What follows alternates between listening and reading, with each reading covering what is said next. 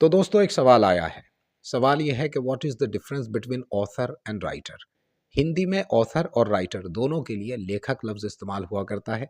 इसी तरह उर्दू में भी ऑथर और राइटर के लिए मुसन्निफ़ लफ्ज़ इस्तेमाल हुआ करता है।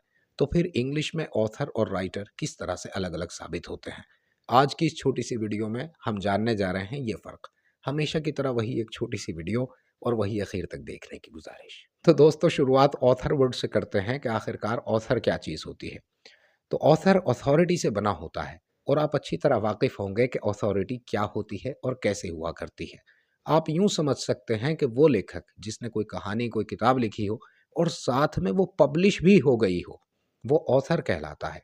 क्योंकि जब कोई किताब कोई कहानी पब्लिश हो जाया करती है तो उसके सारे कॉपीराइट्स उसके राइटर के पास उसके लेखक के पास आ जाया करते हैं। अब उसे ये अथॉरिटी होती है कि वो उस कंटेंट को दोबारा पब्लिश कर सकता है, उसके किसी पार्ट को पब्लिश कर सकता है। लॉन्ग स्टोरी शॉर्ट, ऑथर वो लेखक हुआ करता है जिसका कंटेंट जिसकी किताब बाज़ाब्ता पब्लिश हो चुकी हो और किसी पब्लिकेशन के ज़रिए पब्लिश हुई हो और सारे कॉपीराइट्स एक्ट खुद उसके पास हों। वो राइटर वो लेखक ऑथर कहलाता है।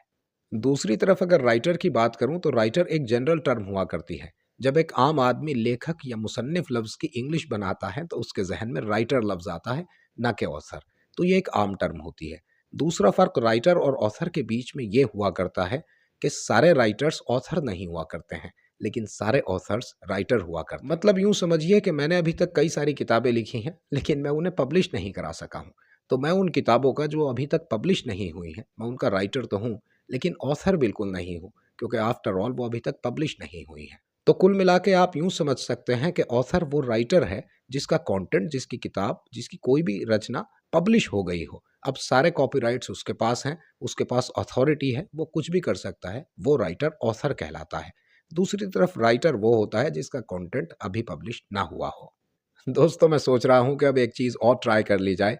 ये वर्ड्स का डिफरेंस, ये एटिमोलॉजी, ये हिस्ट्री के अलावा वर्ड्स का एक्सेंट और प्रोनाउंसिएशन पर बात और हो जाए। आखिरकार फ़ोनेटिक्स में मुझे बहुत ज़्यादा इंटरेस्ट है और मैं यही चीज़ ऑफ़लाइन और ऑनलाइन ट्रेन भी किया करता हूँ। तो मैं आपसे एक सपोर्ट की गुज़ारिश करता हूँ कि अगर आप लोग सपोर्ट करने का वादा करते हैं, तो मैं एक्सेंट, प्रोनाउंसिएशन और फ़ोनेटिक्स पर कुछ वीडियो बनाकर ज़रूर पेश करूँगा।